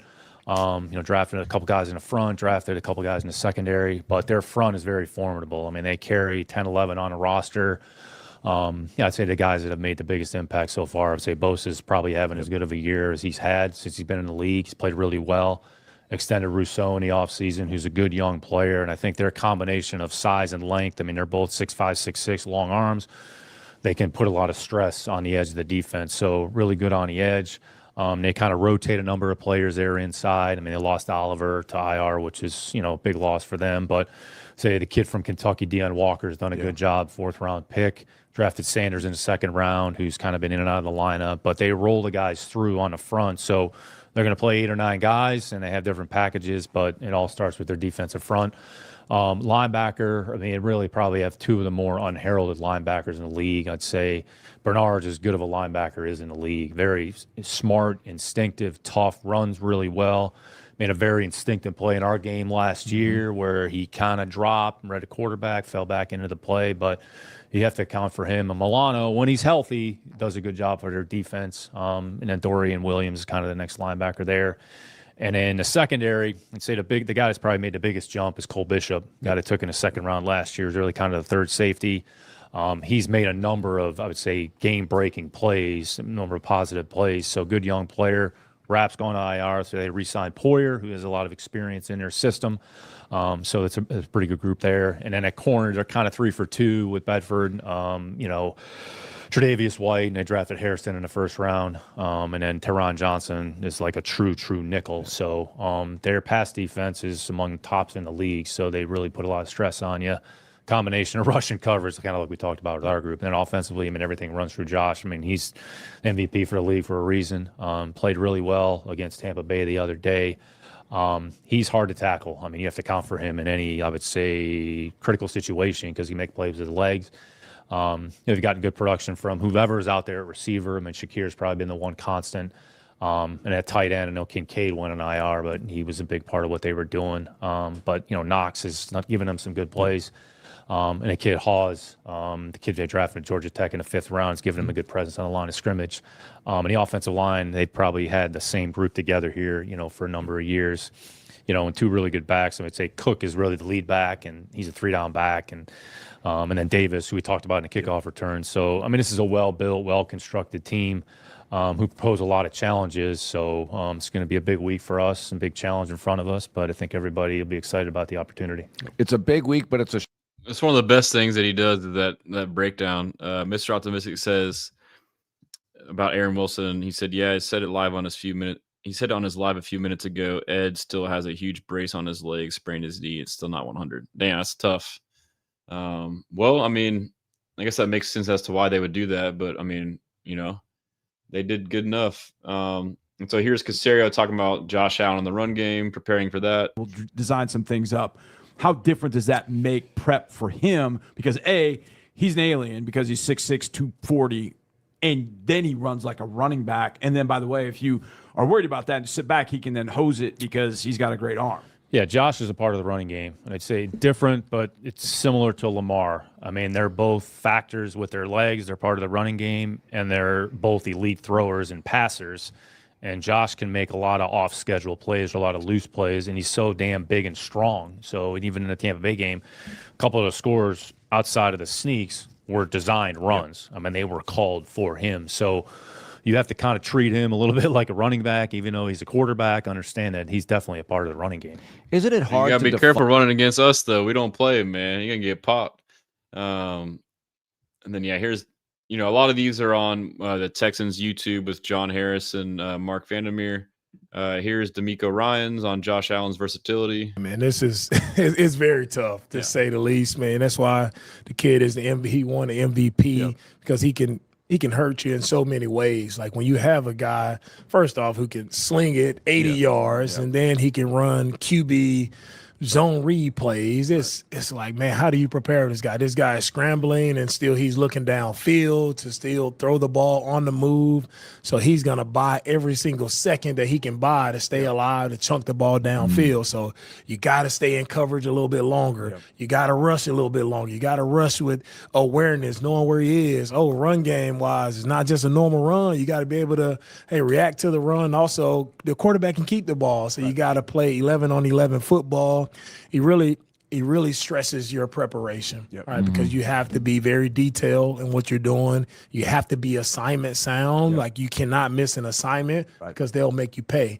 So great player. He's done it for a while now. You just see his progression, I think, is what's most impressive from when he started, as a rookie to where he is now. Just, he has true command of that offense, and they did a good job of just tailoring things to fit him and what he does well, and you can see how those guys play well off of him. Like when you got quarterbacks that scramble, that's one thing, but when the receivers are tied into how you scramble and they know where to go, they know where you like to throw the ball, that makes it a tough out. He could also just So D'Amico mentioned multiple times this week when talking about Josh Allen, the scrambling part, like the receivers being tied to it. It's like almost like it's almost like called or designed. But yeah, so I mean, it'll be a challenge with him. And then here's D'Amico on James Cook, second leading rusher in the league. What about him and what he brings? Yeah, James is a physical runner. I think it's going to be, again, we set the edge well. On Sunday, it's going to come again. Like, that's a given. We have to set the edge, and we got to just condense the lanes inside. And we do that. We tackle well. Feel like we'll be fine versus the run. They have few different run schemes, a little more gap run schemes where they're pulling offensive linemen a little bit more than we've seen over the past couple of weeks. So we got to fit it properly, like when it comes to those scheme plays. Other than that, when they're running their normal outside zone plays, we've seen those a ton. We just got to tackle well. Coach, how much do you take? Yeah, so set the edge, stop the outside zone, and then worry about the gap scheme. And I guess, I mentioned like this could be an advantage for us on a short week with Allen not preparing, but he can just play backyard football, and our discipline. And he talked about several times this week is discipline and awareness, like in your rush lanes. I mean, we've seen it where, one guy tries to do some crazy move and vacates the A gap or B gap and the quarterbacks take off. Like Josh Allen will expose that. It'll be interesting too about a spy if he comes up with some crazy game plan. I need to dive into his game plan last year. And then here's him talking about last year. Do you compare it to what they're doing this year? They didn't do a ton that had a lot of success last year, but how much do you take out of that game last year, if anything? Yeah, well, I'll look back at it and see, what we did to effectively, challenge them and put pressure on a quarterback from that standpoint, but also understanding that each year is different. Like they're going to look at the same thing and they'll probably have some counters off of it. So we got to be ready to adjust and adapt. And we just got to be ready to really just execute our technique. We got to play with great eye discipline, great fundamental. We got to do the small things really well, and that's going to allow us, to be successful again. Yep. Discipline, eye discipline. And he talked about James Cook, his vision and being tough to tackle. And then here's him talking about their defense. With their defense, I think they play fast. Like they're going to have a lot of change-ups, a lot of different calls. They do a good job of mixing things very well, making it look the same. So they do a good job of disguising their calls.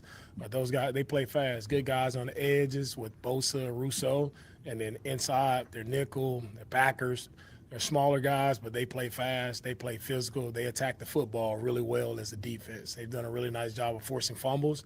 But we have to do a really even better job of protecting the ball, whoever touches it. So they're smaller guys, so heavy personnel, and then also forcing fumbles, hold on to the ball. D'Amico asked about using a spy. Because a lot of times we talk about it, like, you should put a spy on him, and it's like it stops Josh Allen from running. What are the challenges of that? Yeah, each scheme has their own their own philosophy of how they use a spy. And I know it's easy for everybody to just say, "Oh, spy the quarterback," but what are you doing? You're standing there watching them throw the ball, or what are you actually doing with that spy player? But I won't get into specifics of what we're doing. But some teams use it. It works well. Some teams use it. It doesn't. It's just what's your personnel? Because a lot of times we talk about it. I think Aziz or EJ Speed could do it well. And then even Miles Bryant could be a decent spy as well. He's physical too. Let's see. Ryan's on the chemistry of the Bills defense and how, so this is basically what I've been saying the whole time about their defense. This defense these guys have played together for a while. They know their scheme. They execute it very well. Right? They have really good coaches. They have good players. They're all tied in together. You don't see, a ton of mistakes on these guys' tape. They're gonna be tight and covers. They're gonna play as well. So you got to go earn it versus these guys, right? And we got to do our job just collectively as a team, just playing this game the right way, playing complementary football, everybody playing together, special teams, making impact plays for us, offense, sustaining drives, and defense, getting the critical stops when we need to. Yep. So both of them will be bend but don't break. And then Allen on his scramble ability. Time and being able to escape the rush, like he's big, physical guy. He can ward off defenders, and he can throw the ball as far as he needs to throw it. Like, such an awesome arm talent, smart player, knows how to buy time. And it's not just him buying time. I think schematically they've done a good job of their receivers being tied into, all right, when he scrambles, right, where they're going. So it's not just backyard ball, right? It's very coordinated in what they do and where they are. So defensively for our guys, you have to keep rushing. You have to keep covering. However long it takes, you got to keep going, right? We know it's going to be extended plays. It's going to take time. He's going to buy time no matter what you do. You just have to be able to close it out by the D-line. If not, then if he puts the ball up, we expect our secondary guys to close it out and go up and make a play. Yes, sir, dude. Ball hawk might get him one this game. And here's Davis Mills on the Bills defense, pre and post snap. Yeah, I mean, they have a great defense. They disguise a lot in coverage, a lot of different blitz packages where they're showing one thing and end up getting to another thing post snap. And I mean, it's credit to them. They do it at a high level. A lot of those guys have played together for a long time, so they're able to kind of feed off each other and make each other look good and make each other's disguises actually believable. So a lot of our game plan is just really not letting the pre-snap stuff kind of bog you down too much and really just reacting and playing fast post-snap to see the spaces in the coverage, see how everything rotates post-snap so we can get the ball out fast and continue to drive down the field and be efficient. Yeah, it's like crazy. Like in today's NFL, like there's really not much benefit to reading pre-snap because every defense rotates post-snap, and like you may give yourself a false sense of what it may be. Shout out my guy Engineer. We winning tomorrow. Hey, you're back, man. I like it. I know you were kind of down in the dumps for a little bit, but that's good to hear the optimism. And then here's Nick Caley also talking about the Bills defense, basically saying the same thing as Mills. Well coached. They've been that way, since Sean's been there. I mean, they're coordinated at every level, at all three levels. They play really, really hard. They have a system with a lot of continuity in it. Aggressive players at the line of scrimmage. They don't give up many explosives. They rally and play hard to the football. I mean, they're a well-coached team that swarms the ball. They generate turnovers. I mean, it's a really good, well-coached defense with good players. So they've been consistent with that, for a long time. Yeah, so their continuity is a big part of how they're able to disguise stuff. Here's Dion Dawkins asked about playing against Will and Daniil. The good thing about it is the NFL is filled with good defensive ends. So not to take nothing away from them, 5'1" and 5'5", they play very well when they're on the field together, and they impact football games. I think overall, the good thing about it is we've played them before, so they know who we are, we know who they are, and the respect is there of the competitive level.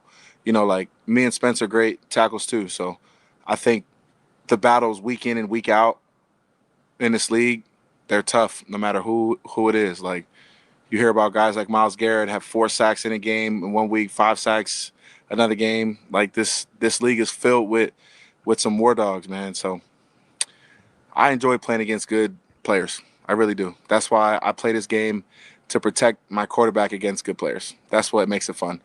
But I tip my hat to them, to both of those guys, even the inside guys, right? Like Tim Settle is over there. Tim was here, and Tim Time. So Tim Time, baby. we'll see Tim in 5-1 and 5-5 in a couple days, and we'll get after him. He's a good interview. He's got a great personality. I like Deion Dawkins, man.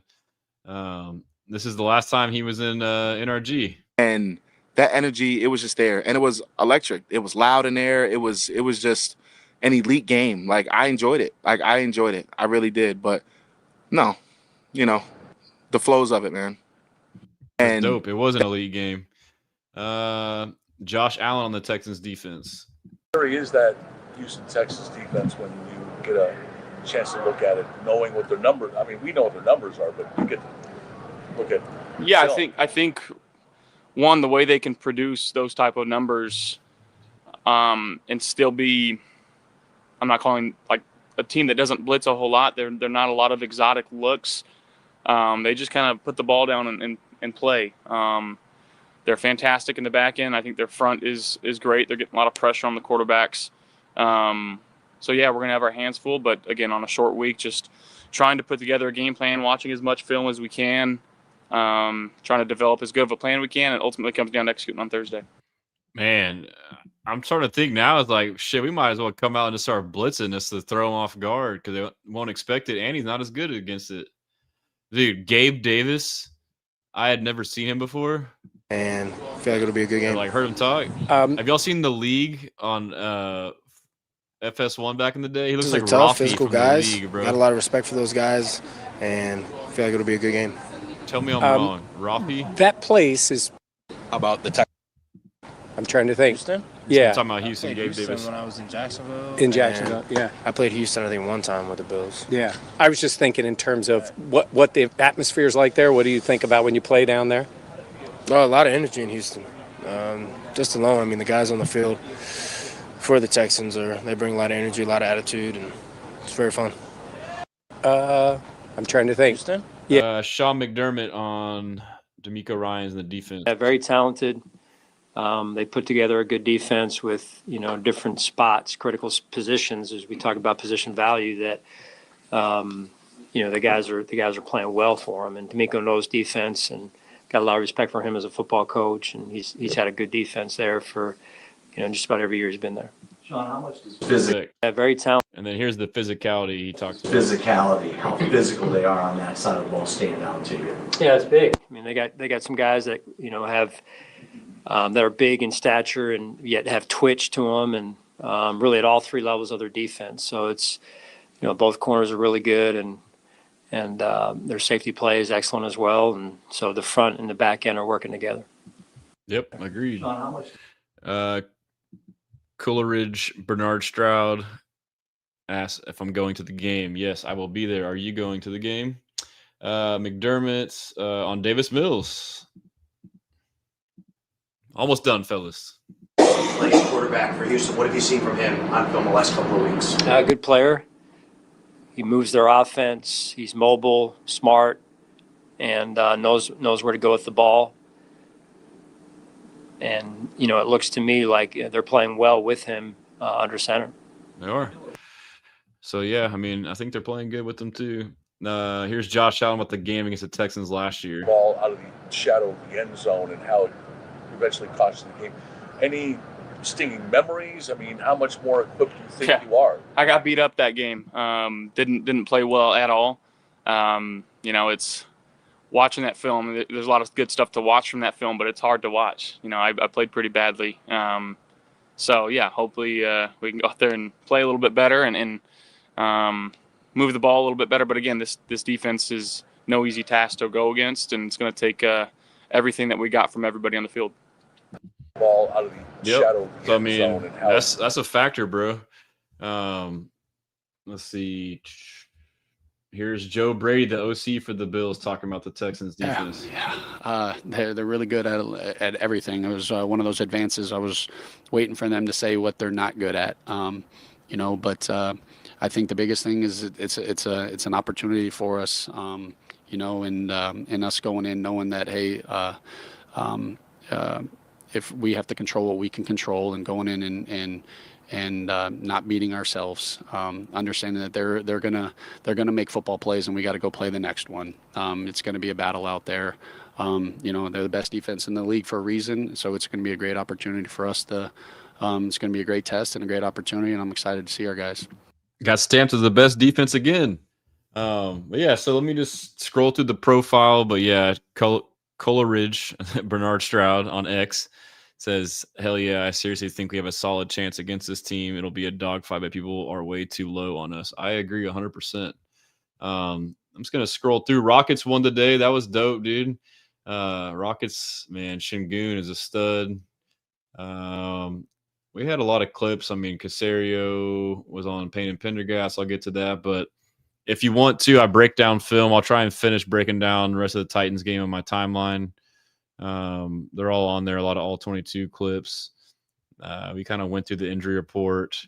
It says pretty much it's just Petrie, Stroud, and Jamal Hill are the only ones out. Some pretty significant ones, though.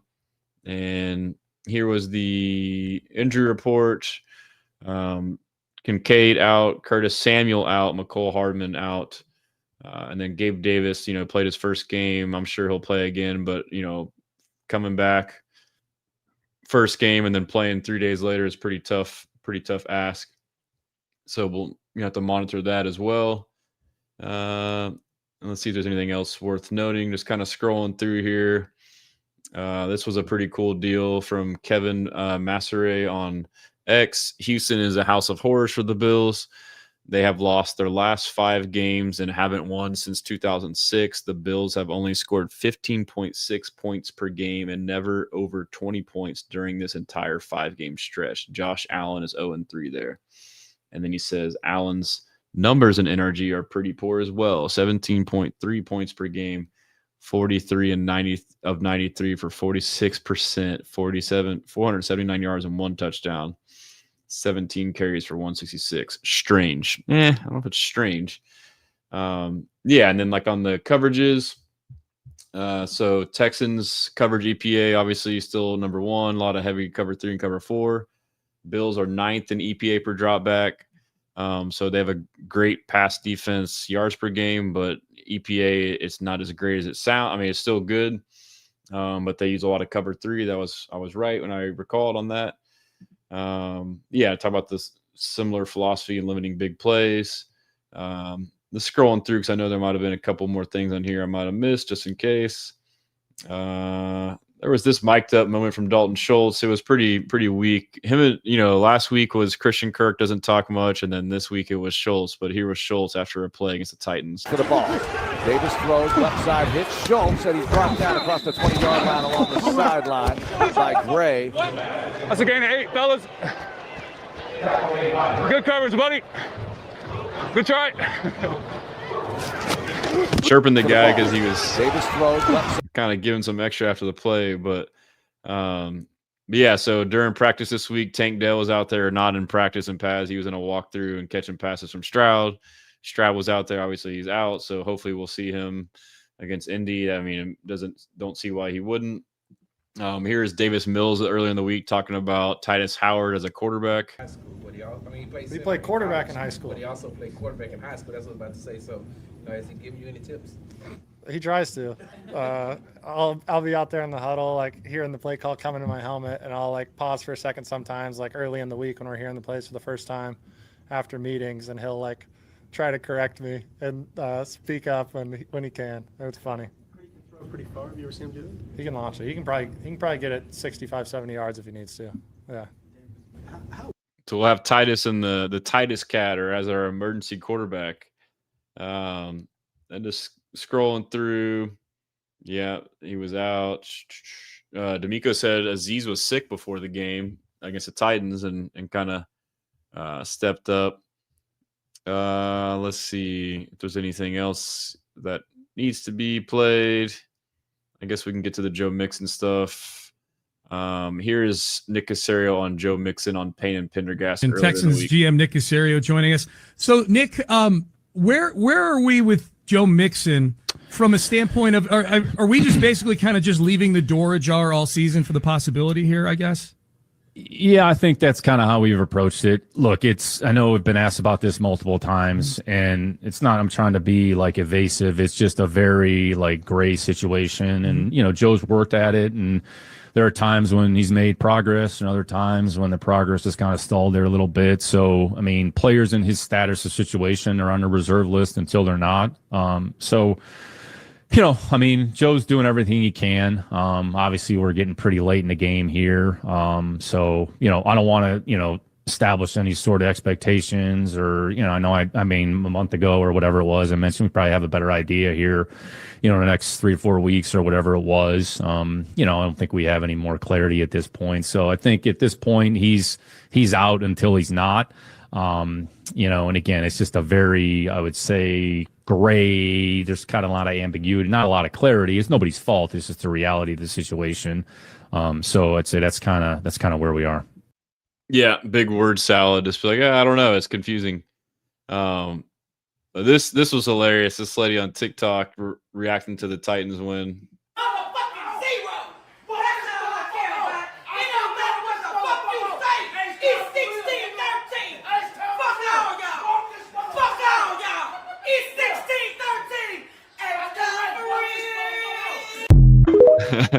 Lady is lit, baby. But yeah, I think that's pretty much it, man. I appreciate you guys tuning in. If you got any more questions before we tap out here in a second, we can get to that. Let me see here. Let me see if Instagram is all good over here on IG. But yeah, so engineer says 2026 free agent has a lot of nice RBs. Yep. We'll definitely potentially have to address that. Brandon says last time Rousseau abused Fisher. I don't think he can bully any of the tackles this game. That's a good point. And that was like Fisher being like thrown into the fire too, like one of his first games, I think. And then EM on YouTube, my crazy take is I think he shot himself in the foot on accident or something. I don't know. Like, who knows? I don't really speculate. I just think it was just complications with the surgery is the most logical thing for me. Might be time to target halfback in the draft. Yeah, it'll be interesting, man. Engineer says I like them to take Kenyon Sadiq, the tight end, Coleridge, Bernard Stroud. We need to get that Lady Field level. Facts, dude. She's awesome. But yeah, man. So, Bills game. Initially Stroud's out, Peaches out, like, oh shit, we're gonna get blown out. And then I sit and think about it, dive into it. I'm like, nah, dude, we're good. And again, too, Mills can win us this game, but it doesn't mean that he has to be the starter or he's better than Stroud. We'll deal with that discourse when we get there. But right now it's let's win this freaking game. We can win it. It's huge. Go to 6-5 as opposed to 5-6. You prove a lot to everybody. Everyone's shitting on us nationally. I get why. But my logic remains the same with this team. This is an elite defense, even with the MJ Stewart, which isn't a big crazy deal, but he was a pretty solid player, and the Jalen Petrie being out. This defense is the real deal. D'Amico Ryans is a mastermind. So as long as we have this defense, we're in any game. And so Mills, you don't have to do a lot. Run the ball. So I think we can win, man. I'm just gonna leave it at that. But there's a path to do it. And I'm excited for it. And then engineer says Stroud deserves the pressure if Mills wins this game. I don't think Mills is better, but Stroud needs to start putting things together. Yeah, and there's no doubt that he's already probably starting to feel some of that pressure, I'd imagine. I don't know if he reads comments, this or that, but just personally, anybody, if you watch someone else do your job and they're doing pretty good, you're like, oh shit, okay. That's iron sharpening iron, right? So that's, I talked about earlier, that can be a silver lining, and you can maybe learn some from them too. So, but yeah, I'm excited. I'll be there. I'll try and pump some content out tomorrow, maybe write an article, but As always, follow me on all platforms, Texans Commenter, website, HoustonStressans.com. You can re-listen to this on Spotify or Apple, Second Guessing with Stressan. Until next time, we blessin'. Later. Still later. I didn't I'm trying to press in. If you're still there, thanks for hanging in. Let's see. Play outro and in stream. I'm gonna push that button.